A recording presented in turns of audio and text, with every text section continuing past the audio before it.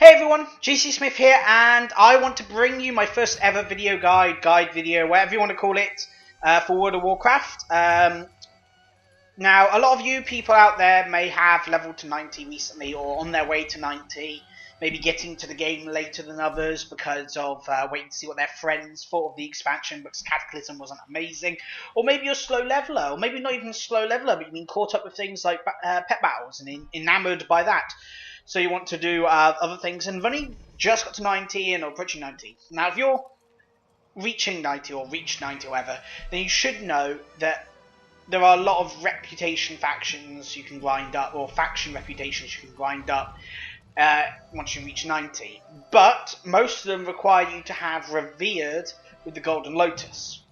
Now, the Golden Lotus is a faction that is set here in the Vale of Eternal Blossoms, at the centre of Pandaria, where all the mystical waters and where the Mogu Empire first rose from.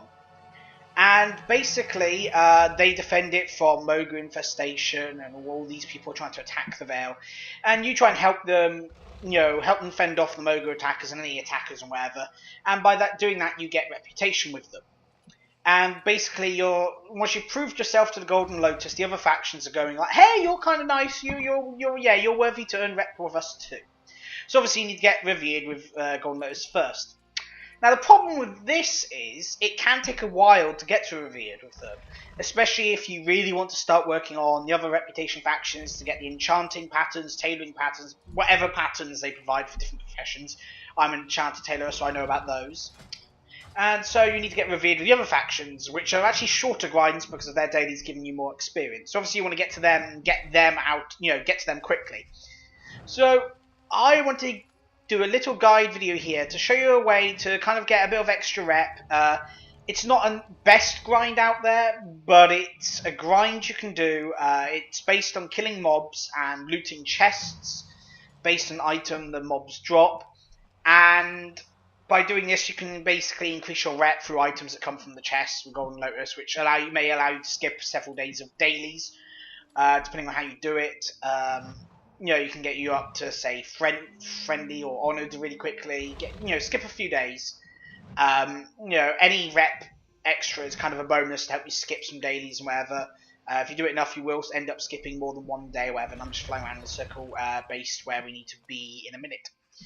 So, where you want to go for this is Vale of Eternal Blossoms. Now, you want to do the introductory quest chains because all these mobs are phased out until you've done all the quest chains up to level 90 and actually start the faction. And basically, at level 90, before level 90, you should have gone to, when you reach Kunai Summit, you'll do a quest that takes you up to here, this temple over here of the White Tiger, where Anduin or whatever, and this Sunwalker, you go with them to unlock the Vale of Eternal Blossoms. You go here, then you're sent to the Golden Pagoda, and then you do a quest that takes you to your factions, camp in the area. And then that's kind of where the quest chain stops until you reach 90, where they'll send you back to the Golden Pagoda to deal with something up here, up this bit here, where I'm showing you up here now in the north, up here above the ruins of Gulai.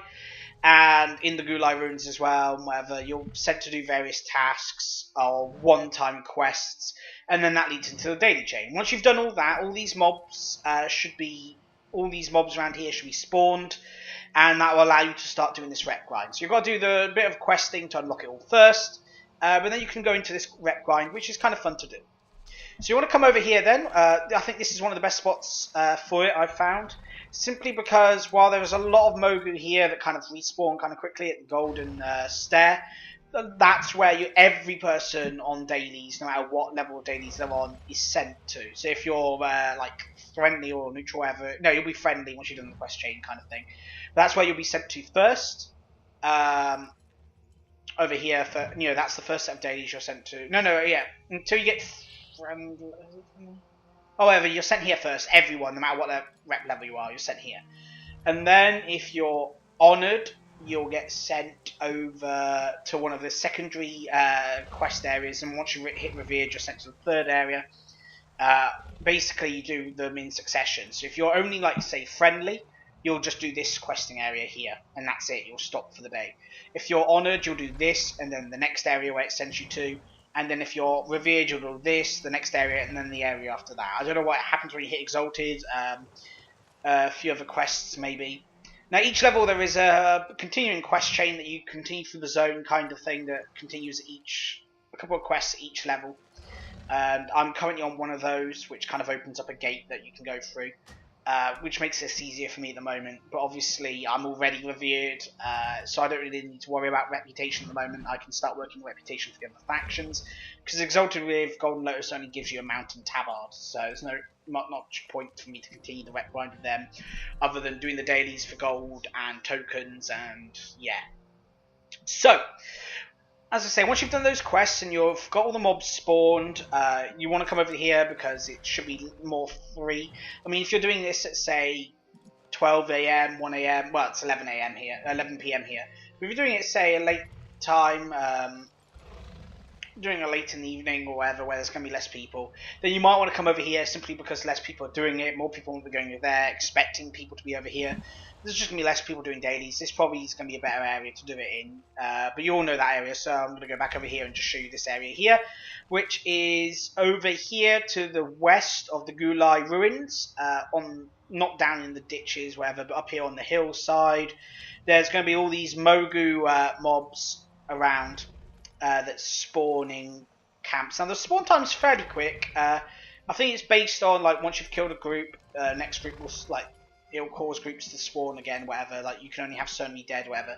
So you'll have these mobs here, the Shouten Fist, the Shouten Antiquicator, and another mob, which I can't remember of, and I need to change my mouse quickly back to its correct settings, my Naga. Yay, I love Naga. So you'll get all these mobs, Antiquicator, Fist, and I think there's another kind of type mob over here that thing. You just want to nuke these guys, kill them for a bit, and there'll be an item that drops, which I've got one in my bags. I made sure to get one before I started this, so I can show you what the item is. But also I want to show you what these mobs can do as well. So the Antiquicator can put this debuff on you at the moment. Well, not at the moment. There's this debuff he puts on you here, this Icy Destruction, which slows your movement speed and then stacks an increasing movement speed debuff on you that gets up to 100%, so you can't move. But moving has a chance of lowering the debuff thing, and I think even when you hit 10, rotating on the spot kind of like counts as moving and can lower it. So here it's stacking up every second. So I'm moving, I take the stack down, pop it building. Well, it's building up while I'm moving, so it can go down. And obviously it goes down as I move, making it easy to move. I need Victory's dead. And these guys can drop greens, they drop cash, they drop cloth, they drop elements of harmony, spirits of harmony, because everyone does, and they also have a chance of dropping sky shards, which drop from basically like every mob in the Vale, but that's not really important what this guide's for. No, what they drop that's important to us is, if I can find it, here we go. The Ancient Gulai Cache Key. Here is the item we're looking for. Unlocks an Ancient Gulai Cache in the Gulai Halls. Now, it's a fairly rare drop chance. It's not mega rare, but it's it's not common drop chance from these guys. But you want to kill it, you get it, and you will get a few by doing the dailies. Obviously, you grind them, you're more likely to get them because you're just killing the mobs for them. And then when you've got, more than one necessarily, but, I'm just using one to show you for this video because I need to show you more. You will want to come down here into this hall down there in the ruins of Gulai, which it's over here where my cursor is. Don't look at the map, that's kind of bugged. Over here to the ruins of Gulai, and you'll come to this area where there's normally like mobs up depending on the dailies and whatever. Now you see here there's a door locked here, but there is a chamber there on the minimap. This door is normally locked, but because I'm on this Battle Helm of the Thunder King quest, it's open. And that area over here is always open. Or at least once you've done quests, the introductory quests of the zone, it's open. I've not seen it locked. And in this area, that sometime Ancient Gulai Cache Keys can drop, appear. Now they're more likely to appear through this area here and possibly through there, but I've seen loads of them through here, so that's where you want to go. And oh, he's here for the quest, whatever. So I'm not going to go through there really. Now, when this gate is closed, and say you're not on this quest, this gate's closed. What you want to do, it will be closed up to here actually, like that bit there's like down instead of up. It's like locked. Normally you won't be able to get through it. There's no way to actually open the door, but there is a way to bypass the door. Now, I don't know necessarily if this is a exploit, but it's a mechanic put in there for basically, I guess, for there's dailies, like basically, unless you're on this quest or a certain daily that sends down here, I can imagine this area is always locked at other times. And obviously, the dailies for this zone reset every day, like 3 in the morning for the server time. So, and any quests for the previous day that you're on get wiped from your thing as you have to go through the whole cycle again. So obviously, if the dailies no longer send you down here, you're going to be stuck behind here if you, say, were dead when you logged out. So what they do is the doors kind of work similar in the way of doors to dungeons have done, where you needed a key to get through the door. You can walk through them as a ghost. So what you want to do is, if the doors are down, you want to take all your gear off, pull mobs that will be in here, which aren't here because I'm on this quest. Just pull the mobs, stand by the door, die, and then walk through. The door and resurrect on the other side in proximity of your body. Then you'll come here and you have to kind of watch these runes. You kind of want to jump over the rune onto these green ones. The green ones are safe runes, or they should be, but I activated some sort of trap. But no, the green ones, the arrow ones. Okay, what the? Okay, now they're hurting me. Okay, they were safe the other day. Okay, what the? Okay, it's changed. Earlier the green ones were safe, now it's the white ones. I guess the runes change daily. You just need to follow the rune path, whatever. Here. But there is a path of safe runes, you just need to know which one's safe, which case is the wind one. And you'll come to this door. Now, here I can open it and interact with it, but if you're not on this quest or dailies that allow you to open it, it will be locked again. So you'll need to do the thing again, pull mobs, or stand on these traps things. You die like here, walk through and spawn on the other side. Obviously keep your gears in the bag so when you die you don't take any durability damage. Now these mobs, when you walk past them, they kind of do this thing, say you're going to hit the ground, so you want to walk past them quickly. These mobs won't be here if you're not on the quest, don't worry, the staircase is empty. Now if you come down here, you'll see like there's another cache down here. There's plenty of caches normally spawning down here, several you'll be able to find. So obviously if you've got more than one key, you'll be able to get multiple caches by doing this. You can also check the area to the left, but I'm not going to show you that in a moment.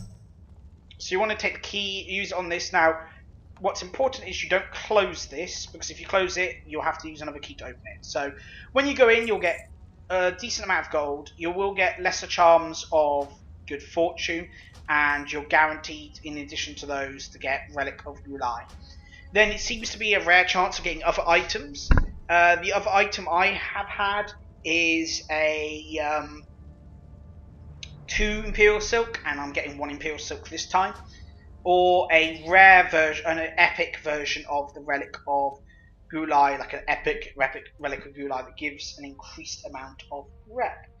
So if we just type in here Relic, you'll see here the Relic of Gulai. The Relic of Gulai, it increases your reputation permanently with the Golden Lotus. We're going to use this, and it increases it by 165, probably 150, 165 with guild rep, or something around those lines. Or 160, 165 for guild rep, whatever. And the epic one will give like double that, so like 320, 330 amount. And that is that. Now I think when you get the epic, well actually no, I think I got an epic and the cloth at the same time as the blue, whatever. So obviously there's a chance of getting those things. I'm not quite sure if it was the same time or different chests. I can't quite sure. Now the epic relic is obviously a drop I know. I think the cloth is basically based on your professions, because there's no way the cloth's useless if you're not a tailor, really, because it sells like crap. Yeah, 8 gold.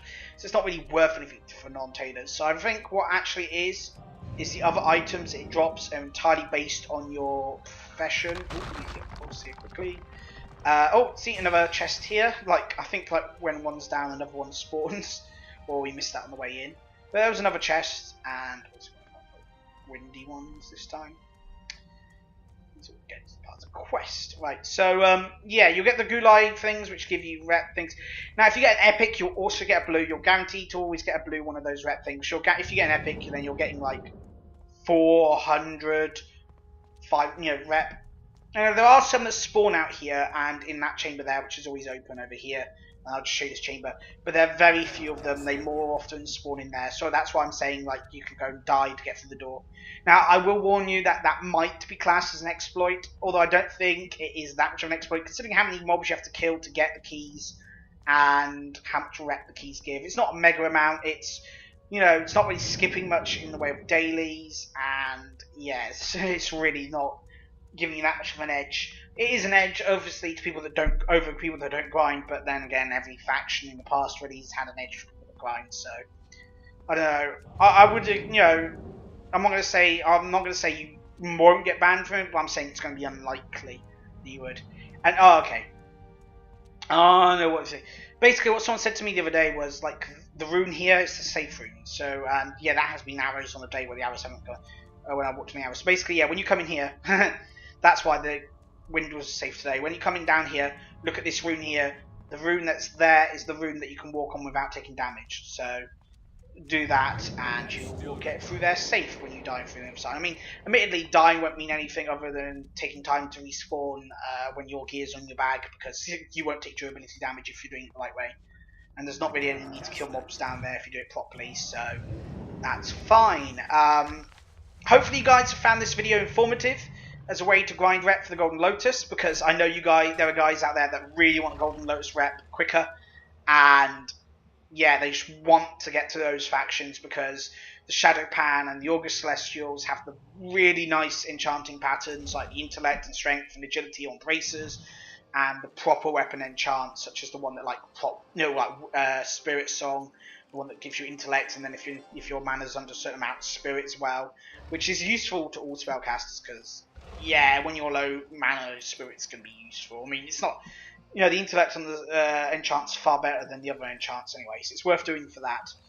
So anyway, thank you very much for watching this. If you've liked this guide, don't forget to like. It helps me to do these videos more, and encourages me to keep doing these videos.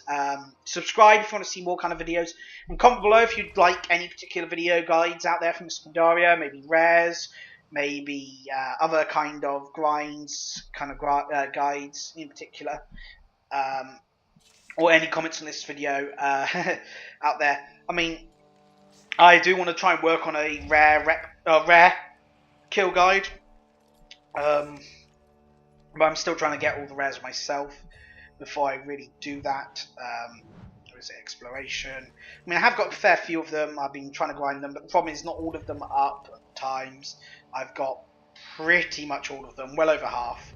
There are a few I haven't got because I've never seen them up, or when I have, someone else was attacking them and killing them. So yes, but yeah, I've covered a lot. I've got a few of the a lot of the rare items, but not the one I really want. Oh yeah, that's because I'm wearing my PvP gear. Or no, that's low level ring familiar. Leave that. Confusing me, you stupid thing. So yeah, there's a lot of rares out there, a lot of awesome items actually, rare items. I'll just quickly show off things like the Dynasty of Steel, the Eternal Warrior Signal, which is awesome for doing dailies. Lily Pad, I've got somewhere around here. There we go, Lily Pad, Cannon's Bindstone, Helpful Wiki's Whistle. So yeah, a lot of cool kind of items you get, and that's like a rare drop guaranteed kind of thing. So if you want me to do rare guides, whatever, stuff like that, just comment below if you want that kind of stuff as well. So yeah, thank you very much for watching this video. Hope you've enjoyed it loads. Hopefully it's informative and helping you out there. And I will see you in my next video.